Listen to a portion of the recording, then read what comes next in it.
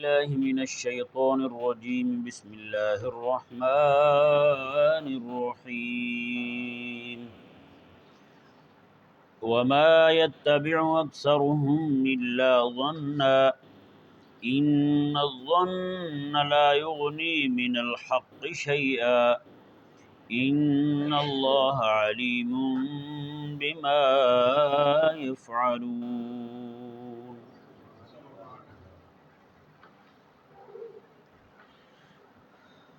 اللہ تبارک و تعالی نے ارشاد فرمایا آیت نمبر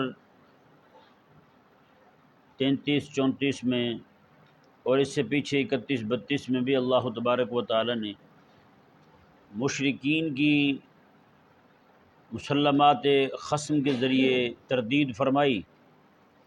جب ان کی طرف سے کوئی جواب نہ آیا تو اللہ تبارک و تعالی نے اپنے حبیب کریم صلی اللہ علیہ وآلہ وسلم کو خود ہی جواب دینے کا حکم ارشاد فرمایا۔ اب ایسے سمجھیں کہ مذکورہ بحث کا خلاصہ بیان ہو رہا ہے اس آیت کریمہ میں، آیت نمبر 36 میں اللہ تعالیٰ نے ارشاد فرمایا وما یتبع اکثرهم الا ظنا، میں کہ ان میں اکثر لوگ جو ہیں وہ تو ظن کی پیروی کرتے ہیں۔ کس کی پیروی کرتے ہیں؟ ظن کی پیروی کرتے ہیں۔ یہ ظن ضا کے ساتھ ہے۔ یہ ذہن میں رہے، ظن جو ہے یہ اٹکل پچو کو کہتے ہیں، ایسی بات جس پر کوئی برہان نہ ہو، کوئی دلیل نہ ہو۔ جیسے اللہ تعالیٰ نے ارشاد فرمایا قل ہاتوا برہانکم ان کنتم صادقین، میں اگر تم سچے ہو تو اس پر کوئی برہان لاؤ، اس پر کوئی دلیل لے آؤ۔ دوسرے مقام پر اللہ تعالیٰ نے ارشاد فرمایا ما انزل اللہ علیکم بسلطان، اللہ تبارک و تعالیٰ نے تم پر کوئی دلیل تو نہیں اتاری ہیں جی۔ اللہ تبارک جو تم بتوں کی پوجا کر رہے ہو اس پر اللہ تبارک و تعالیٰ نے کون سی دلیل اتاری ہے؟ اب دلیل کی دو قسمیں ہوتی ہیں، ایک عقلی ہوتی ہے، ایک نقلی ہوتی ہے۔ میں کہ اگر کوئی نقلی دلیل ہے تمہارے پاس تو وہ لے آؤ، اگر عقلی ہے تو وہ لے آؤ۔ اب جس مسئلہ پر نہ عقلی دلیل ہو نہ نقلی دلیل ہو، محض بے سر و پا بات ہو تو اس کو ظن کہتے ہیں۔ کیا کہتے ہیں؟ ظن کہتے ہیں۔ ایسے اسے توہم کہتے ہیں، وہم کہتے ہیں، اور کوئی شے نہیں ہوتی جس کا کوئی وجود ہی نہیں ہے۔ جو بات کسی دلیل کی بنیاد پر نہیں ہے تو وہ تو ظن ہی ہے نا، وہ تو وہم ہے، نری اٹکل پچو ہے، اسے زنٹل کہتے ہیں، ہیں جی، اٹکل پچو کہتے ہیں۔ اس طرح کر کے بہت ساری چیزیں جو ہیں مشرکین کی، بت پرستوں کی اور مذاہب باطلہ کے پیروکاروں کی، بہت ساری چیزیں ایسی ہیں جن کی کوئی بنیاد نہیں ہے۔ ہمیشہ ذہن میں رہے جو چیز جو امارت دلائل کی بنیاد پر کھڑی ہوگی وہ امارت مضبوط رہے گی، وہ امارت مضبوط رہے گی، اسے کوئی ہلا نہیں سکے گا۔ جتنی مرضی فتنے کی آندھیاں آ جائیں پھر بھی اللہ تبارک و تعالیٰ اہل حق کی جماعت کو رکھے گا، جنہوں نے ہمیشہ حق کا دفاع کرنا ہے۔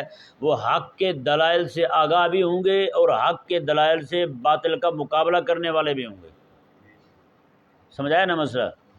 تو یہ ظن اس بات کو کہتے ہیں، اس نظریے کو کہتے ہیں، اس فکر کو کہتے ہیں جس کے اوپر، جس کی تائید میں نہ دلیل عقلی ہو نہ دلیل نقلی ہو۔ نقلی مطلب کتابوں میں کوئی بات نہ آئی ہو اس کی حمایت میں، اور نہ ہی عقل اس بات کو تسلیم کرتی ہو۔ ٹھیک ہے نا جی؟ یہ ہو گیا ظن محض، اس کو کہتے ہیں ظن باطل۔ یہ خود بھی باطل ہے، اس کی پیروی بھی باطل ہے، جی، اس کو ماننا بھی باطل ہے اور اس کو سننا بھی باطل ہے۔ کہ نہیں سمجھ آیا مسئلہ؟ اس کو سننا بھی باطل ہے۔ آپ کسی سے سنیں گے تو سننے کا بھی گناہ ہوگا آپ کو۔ مثال کے طور پر کوئی مشرک ہے، وہ شرک کے فوائد بیان کر رہا ہے اور آپ بیٹھے سن رہے ہیں۔ ہاں، کوئی عالم ہے، وہ سنتے ہیں اس لیے اس کی گرفت کرنے کے لیے، اس کو پکڑنے کے لیے، یہ تو الگ بات ہے۔ ان کو تو ممکن ہے اس پر ثواب بھی ہو کہ اپنوں کو بچانے کے لیے سن رہے ہیں۔ باقی رہی عوام یا پھر وہ عالم جو اپنے علم میں مضبوط نہیں ہے، اس کو رسوخ فی العلم کی دولت حاصل نہیں ہے، اگر وہ بیٹھا سننے لگے گا تو ممکن ہے کہ وہ بھی ہل جائے۔ جیسے میں نے آپ کو پچھلے کچھ شاید 1-2 مہینے ہوئے ہیں، ایک مولوی صاحب کی بات سنائی تھی، مجھے فون آیا ان کا، وہ مجھے کہنے لگے کہ میں ان کے کوئی ڈرامے سنتے تھے، کیا کرتے تھے انڈیا کے، کہتے تھے کہ میری زبان پر جے شری رام کا نعرہ جاری ہو گیا، جے شری رام اور پتہ نہیں کیا پربھو اس طرح کر کے کوئی لفظ بول رہے تھے، تو وہ کہتے تھے وہ لفظ جو ہے وہ میرے زبان پہ جاری ہو گئے، سوتے اٹھتے بیٹھتے ہر وقت جو ہے نا وہ میری زبان پہ وہی آتا ہے۔ کہتے پھر میں کلمہ پڑھتا ہوں، تھوڑی دیر بعد کلمہ پڑھ کے دوبارہ پھر وہی جے شری رام اور پربھو جے کرشن مشن پتہ نہیں کیا پرشن، وہ کہتے ہیں وہ زبان پہ جاری ہو گئے۔ ابھی اگر ایسا بندہ ہے جو نام نہاد مولوی ہے تو وہ اگر ان کو سنے گا تو ظاہر بات ہے وہ بھی چلتا بنے گا، پھر ایسا وہ دھکے کے ساتھ اب زبان پہ جاری ہو گیا ان کے بتوں کے نام۔ تجھے کہا کس نے ہے کہ تو فلم ڈرامے دیکھ؟ مولوی ہو کے ایسی حرکتیں کریں گے تو پھر ظاہری بات ہے ایمان تو جائے گا ہاتھ سے۔ جب داعی بندہ جو ہے وہ بھی انہی کاموں میں ملوث ہو جائے تو پھر بتائیں جن کو دعوت دے رہا ہے وہ پھر کہاں سیدھے ہوں گے؟ توحید کا شوق جو ہے نا ان کے اندر کہاں پیدا ہوگا یار بتائیں؟ یہی وجہ ہے کہ ہمارے عوام میں، ہمارے مساجد میں، ہمارے ممبروں پر، ہمارے محراب جو ہے نا یہ مسئلہ توحید کو تو ترس ہی رہے ہیں، مسئلہ توحید بیان نہیں کرتے ہم۔ توحید ہم بیان بھی کریں گے تو ہمارا ایک خاص منہج ہے بیان کرنے کا۔ جس طرح دوسرے فرقے باطلہ کے لوگ جو ہیں وہ توحید بیان کرتے ہوئے اہل اللہ کے ساتھ دشمنی نکالتے ہیں۔ توحید ان کی کیا ہے؟ داتا صاحب نہیں کچھ کر سکتے، غوث پاک نہیں کچھ کر سکتے، جن کا نام محمد اور علی ہے وہ کسی شے کے مختار نہیں ہیں، کچھ بھی نہیں ہے ان کا حق کسی بات پر۔ یہ توحید ہے ان کی، یہ توحید ہے۔ ہاں جی، اللہ بزرگ مر گئے ہیں، سارے مٹی ہو گئے ہیں، خاک ہو گئے ہیں، یہ توحید بیان ہو رہی۔ اور ادھر ہماری طرف سے جب انہوں نے توحید کا بیان کرنے کا منہج غلط نکالا تو ہمارے لوگ جو ہیں وہ بھی توحید رد ہو گیا ان کا یہاں پہ، تو نام توحید کا دیں گے ہمارے کچھ لوگ، اور جواب جو ہے ان کی انہی باتوں کا ہوگا۔ اس کے علاوہ یعنی ہماری وہ توحید جو مشرک کے مقابلے میں ہو، مشرک کی تفہیم کے لیے وہ والی ہمارے ہاں نہیں ہے، نہ وہ بیان کر رہے ہیں وہ والی توحید دوسرے فرقوں کے لوگ، اور نہ ہم کر رہے ہیں۔ جی، ان کی توحید کا توجہ اور کا مرکز ہم ہیں، اور ہمارا جو تفہیم توحید ہے یعنی دفاع کر رہے ہیں ہم، تو وہ بزرگوں کا کر رہے ہیں، توحید بیان نہیں ہوئی۔ نام توحید کا لے کے بزرگوں پہ حملہ آور ہو گئے، اور ہم نے توحید کا نام لے کر بزرگوں کو دفاع کیا، جبکہ توحید کو بیان ہی نہیں کیا ہم نے۔ توحید بیان نہیں کی، توحید ہم نے چھیڑی تک نہیں۔ تو اس لیے یہ معاملہ جو ہے نا وہ سارا دائیں بائیں ہو گیا۔ بہرحال اللہ تبارک و تعالی ہمیں سمجھنے کی توفیق عطا فرمائے۔ تو یہ ذہن میں رہے کہ یہ ظن جو ہے یہ باطل ہے، یہ ظن کیا ہے؟ باطل ہے۔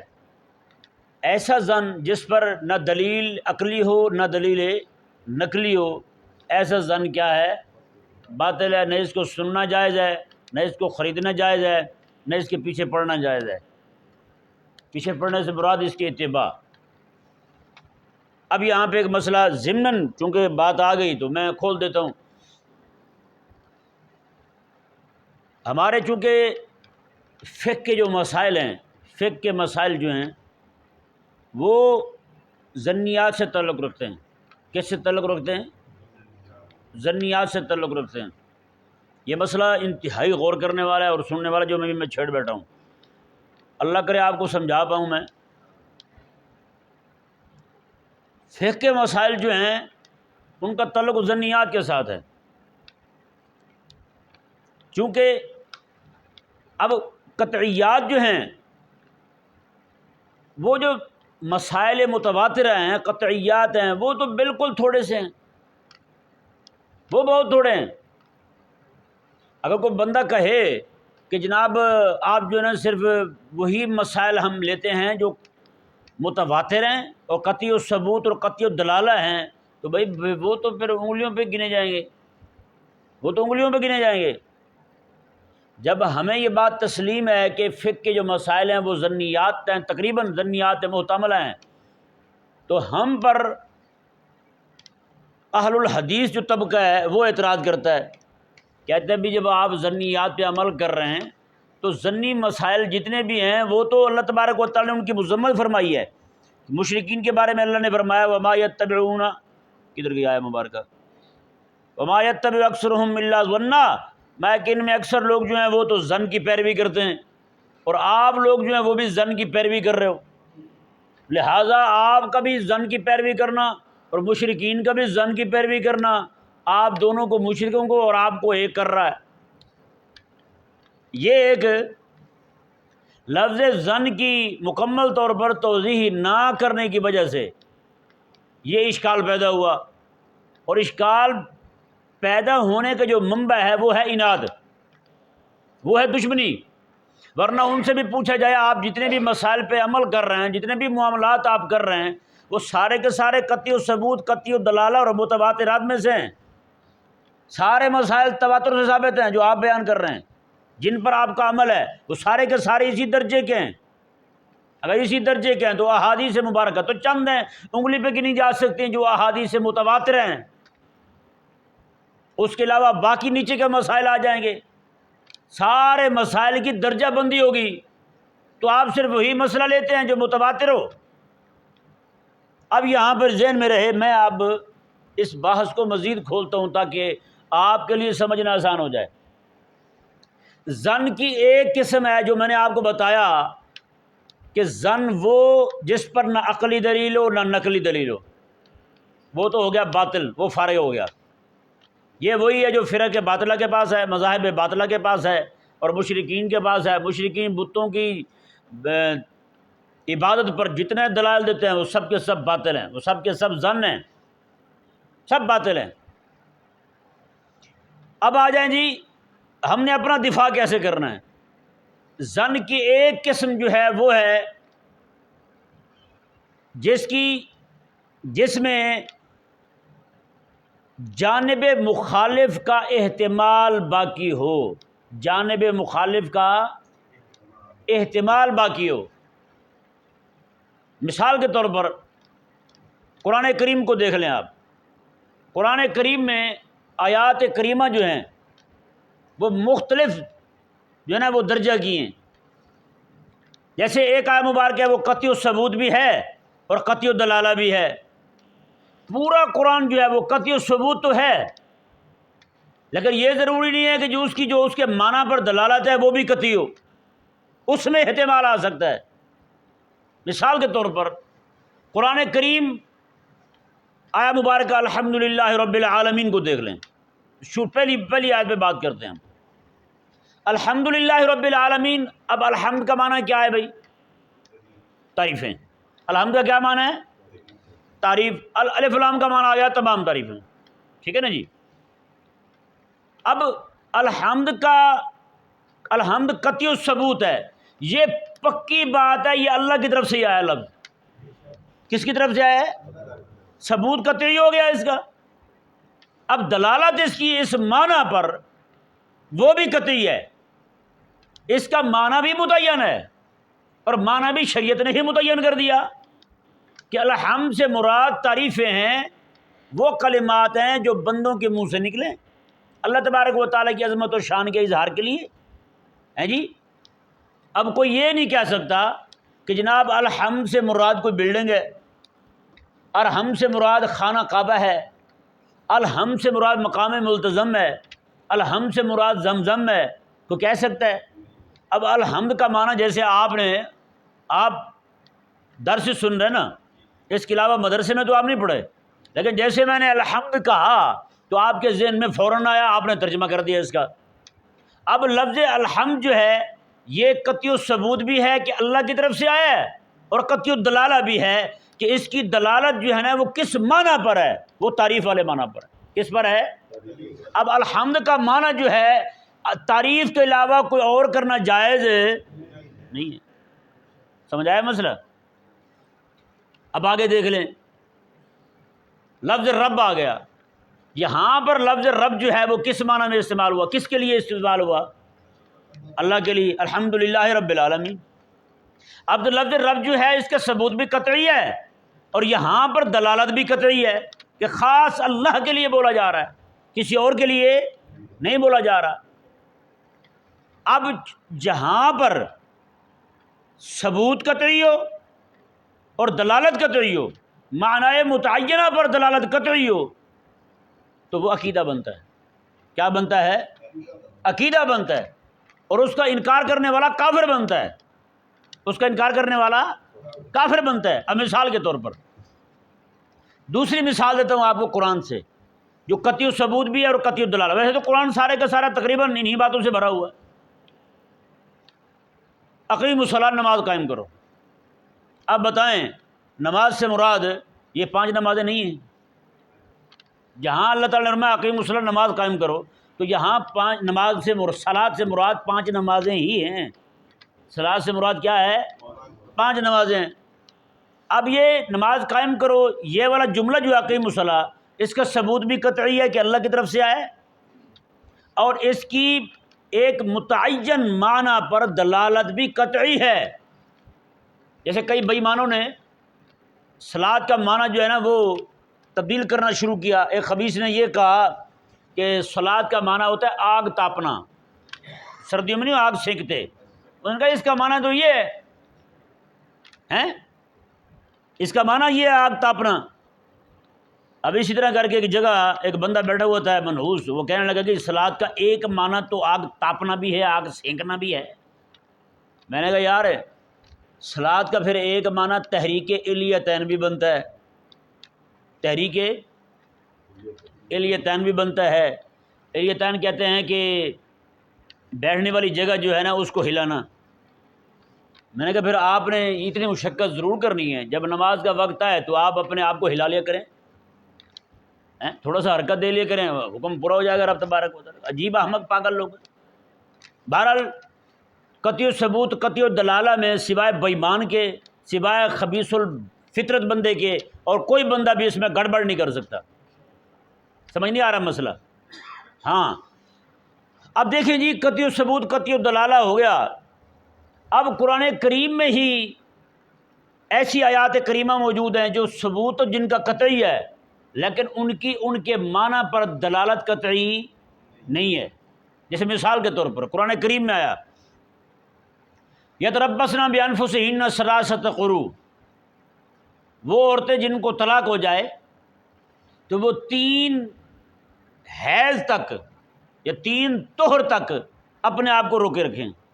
3 حیض تک، 3 طہر تک اپنے آپ کو روکے رکھیں. اب مسئلہ یہ ہوا کہ قروء کا معنی جو ہے نا، یہ لفظ قروء جو ہے نا 2 معنوں میں مستعمل ہے. کتنے معنوں میں مستعمل ہے؟ 2 معنوں میں مستعمل ہے. قروء کا معنی طہر بھی ہے، قروء کا معنی حیض بھی ہے. طہر عورت کے وہ ایام جو پاکی والے ہوتے ہیں، حیض وہ ایام جن میں نماز منع ہوتی ہے.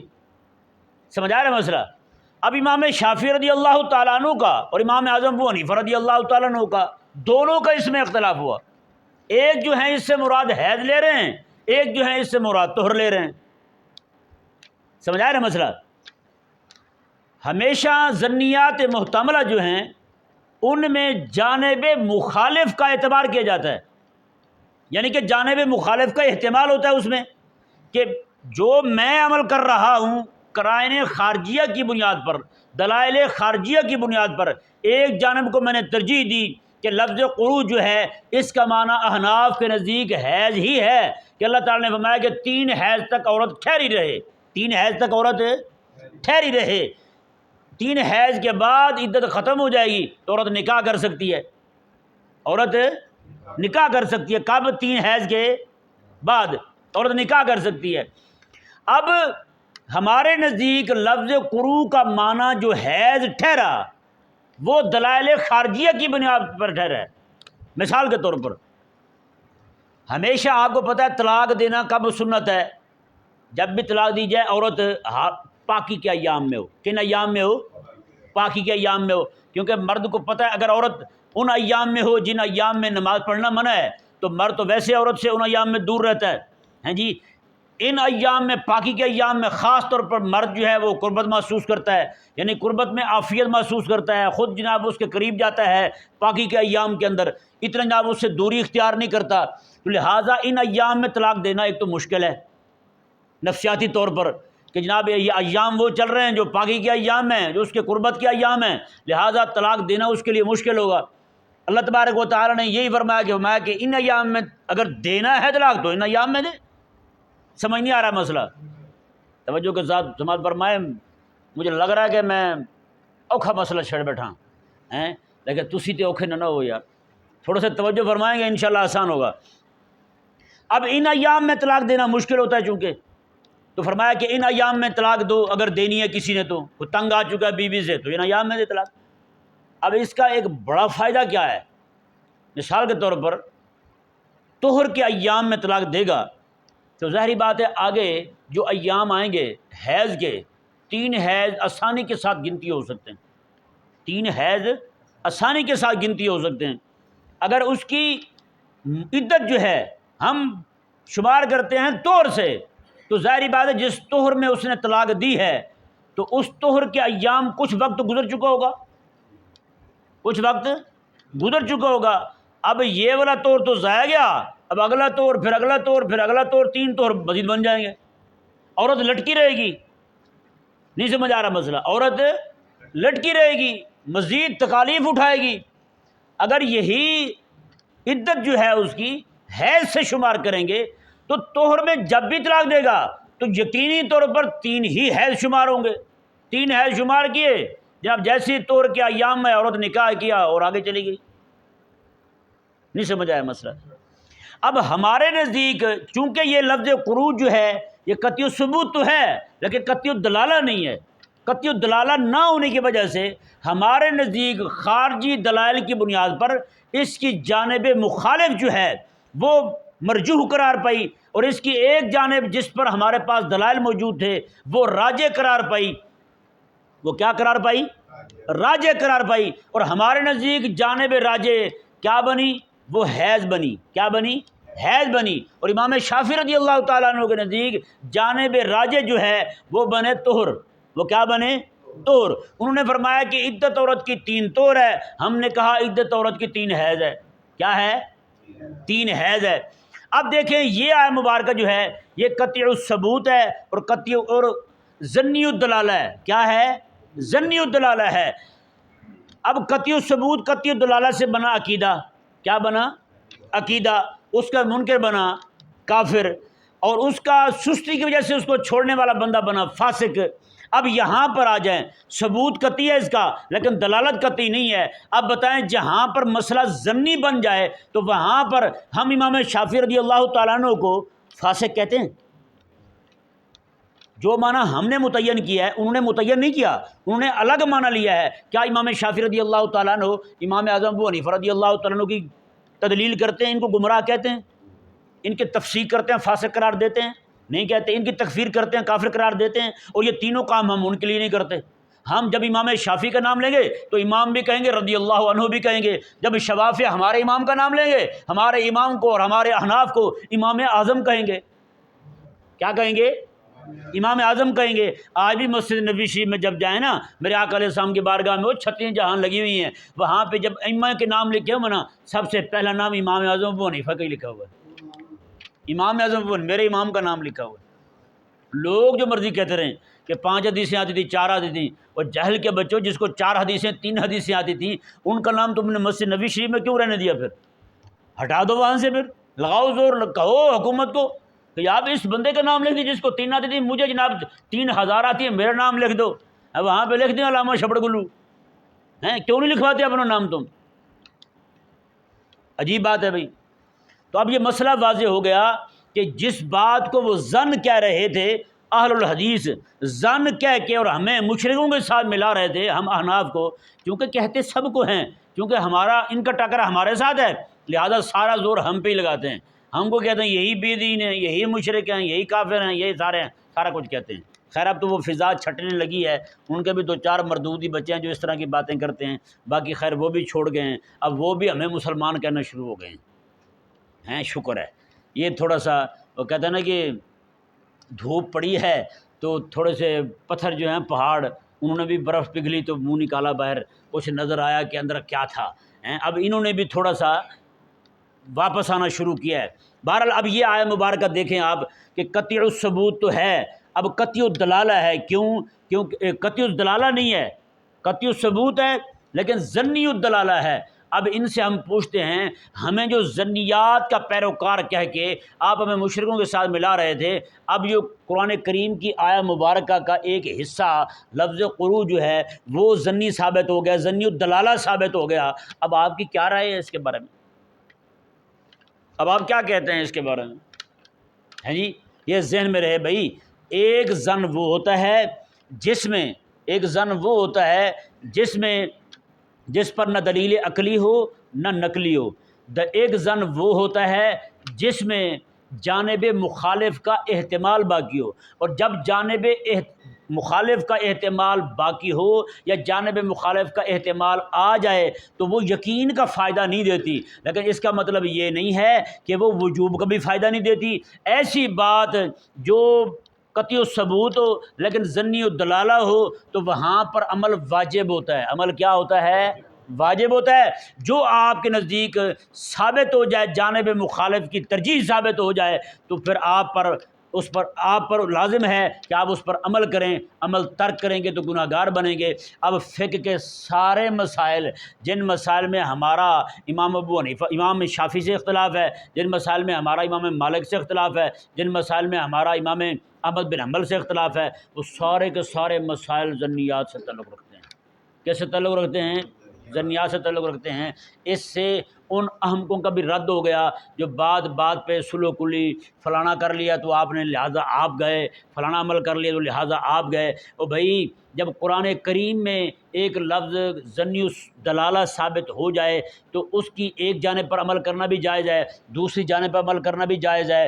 دونوں ائمہ جو ہیں ایک معنی طہر کا لے رہے ہیں، ایک حیض کا لے رہے ہیں، دونوں میں سے کسی کی تدلیل، تفسیق، تدلیل، تکفیر نہیں کر سکتے۔ تو بھائی آپ کے پیر نے جو مسئلہ بیان کر دیا ہے، آپ کے پیر کے بیان کردہ مسئلے کے خلاف عمل کرنے والا بندہ، اس کو کافر کہنا کیسے جائز ہے؟ اس کو گمراہ کہنا کیسے جائز ہے؟